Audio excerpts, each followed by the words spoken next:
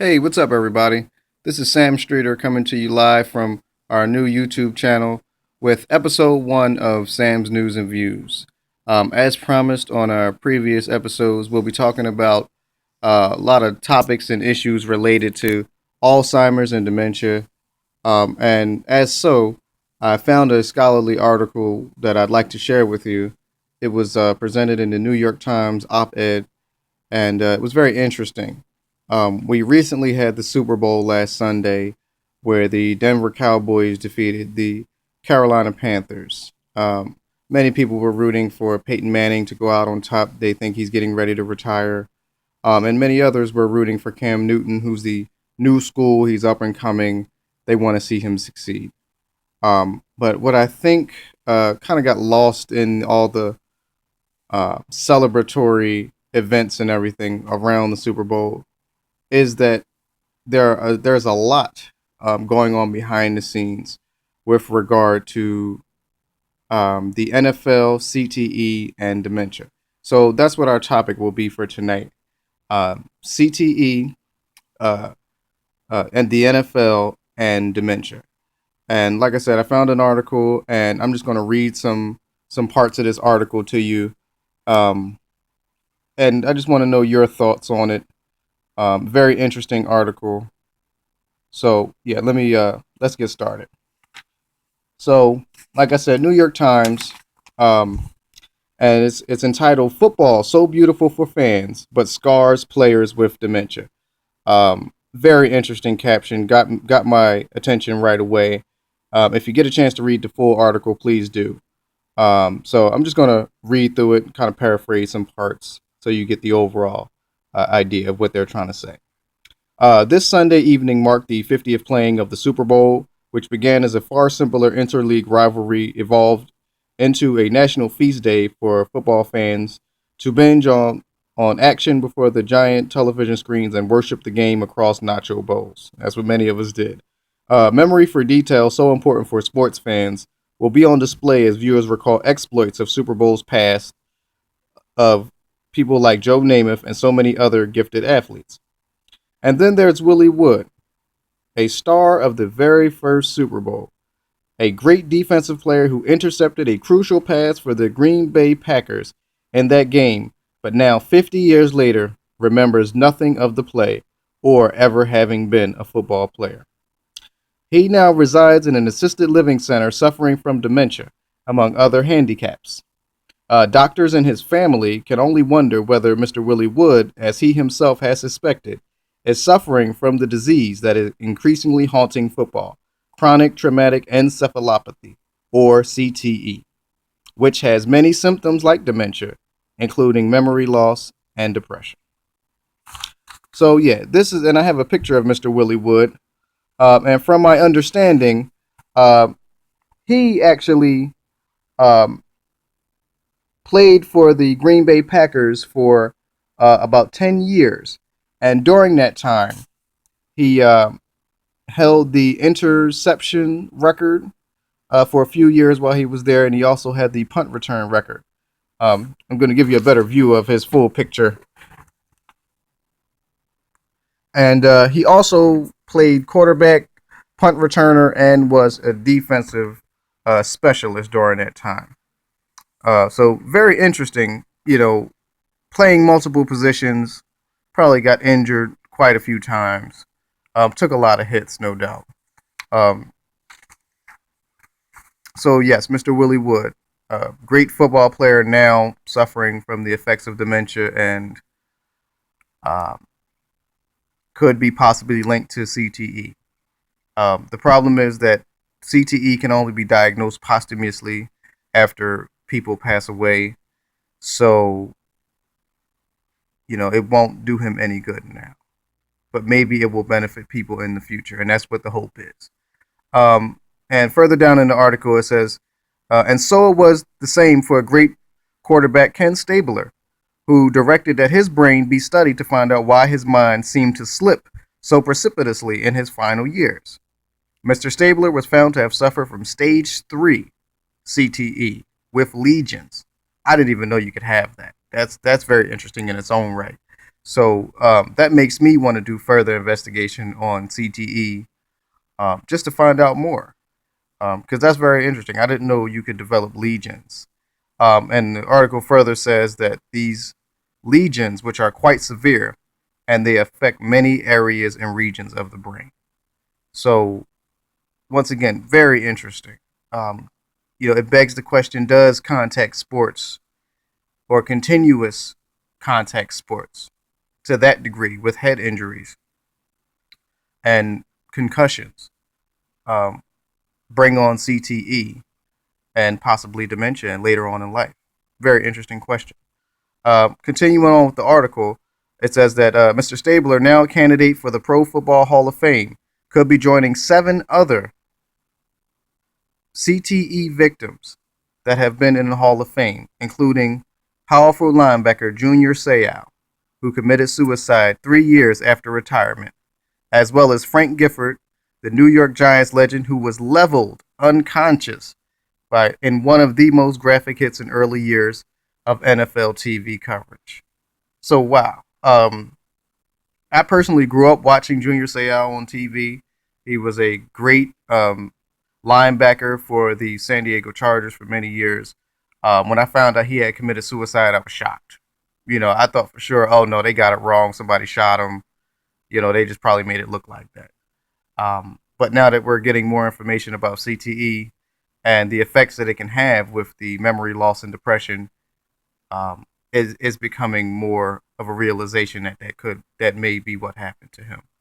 Um, Frank Gifford, um, once again another great football player, quarterback for the New York Giants for many years. Um, we hear that this hit that was laid upon him was one of the most uh, traumatic hits and graphic hits that they've ever seen in NFL TV history.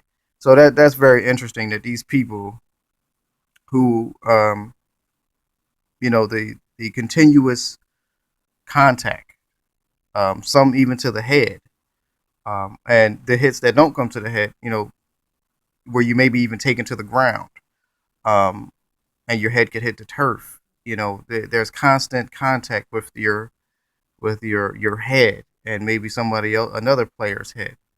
It continues to beg the question. Does contact sports or continuous blows to the head cause CTE and later on dementia? It's not our usual. It's not my usual population with which I have specialty, but it piqued my interest, um, because here we have another form of dementia manifesting right before our eyes.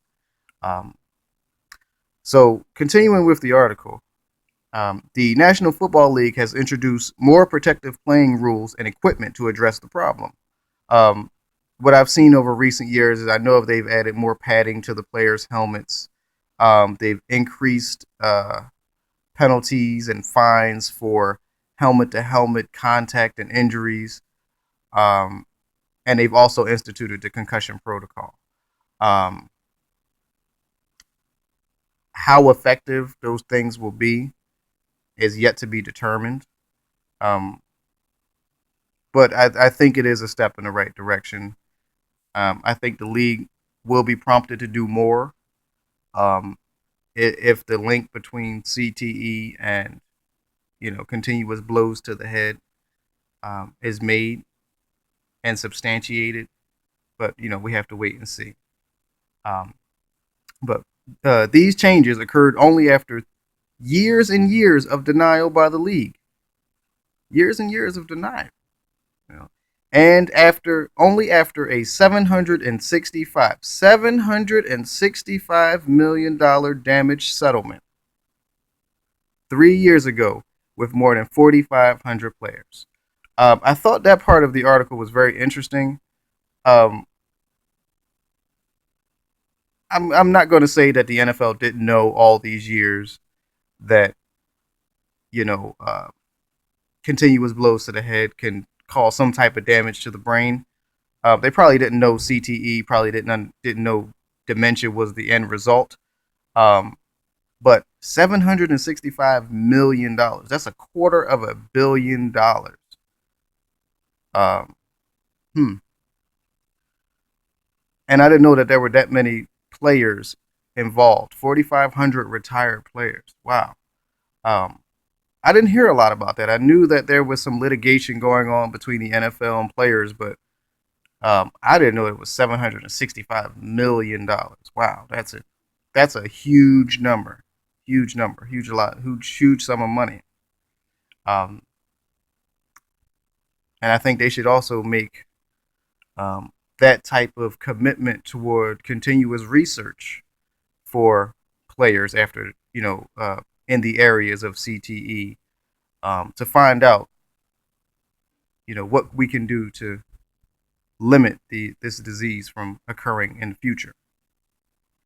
It says research continues, and that a study done by the Mayo Clinic found that um, there was CTE present in the brains of 21 of 66 men who played contact sports, mostly football. But there were no traces of CTE in 200 other men who did not play contact sports. Um, Now, granted, it's a small sample, but I think the Mayo Clinic may be onto something. I think they should explore that even further.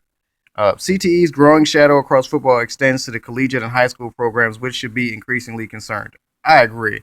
My son is a young man. He plays little league sports, um, but I took him out of football last year because I had concerns um, about traumatic brain injury, um, and developmental disabilities that could come from traumatic brain injuries.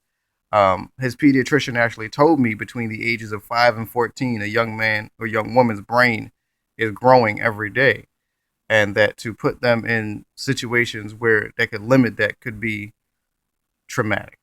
Um, so, for that reason alone, I took my son out. He plays basketball now. He's still very athletic, um, but he's in a safer environment. I would rather him tweak an ACL or a knee or something like that rather than get a traumatic brain injury. Uh, so, so yeah, that's the full gist of the article. Um, any thoughts or perspective on that, would be greatly uh, beneficial. Anybody have any comments on that, or want to offer some suggestions on other topics that we can look at related to the NFL, CTE, and dementia link? Once again, it's not my area expertise, so to speak, but I do work with people that have dementia, um, and to know that there may be another form of dementia manifesting right before our eyes um, is disheartening. Especially one that we could possibly control. So, once again, please leave your comments, suggestions, um, and or email me directly, and we can continue to discuss things like this. I think we need to. Uh, it's not good enough just to have this information. We have to share it. We have to spread it with one another, so that we can eventually make change, positive change. So I thank you for tuning in. Um, look forward to episode 2 of Sam's News and Views. We'll be uh, discussing some other topics, maybe even some related to the concussion movie which just came out. Maybe we do a review of that movie, um, with all the information that was presented here. That may be a good follow up for further discussion. So, once again, I thank you for tuning in to our channel. Please tune in again next week and follow us. And if you have any information you'd like to share, please let us know. And until the meantime, take care of each other and yourselves, and look forward to seeing you again. Peace.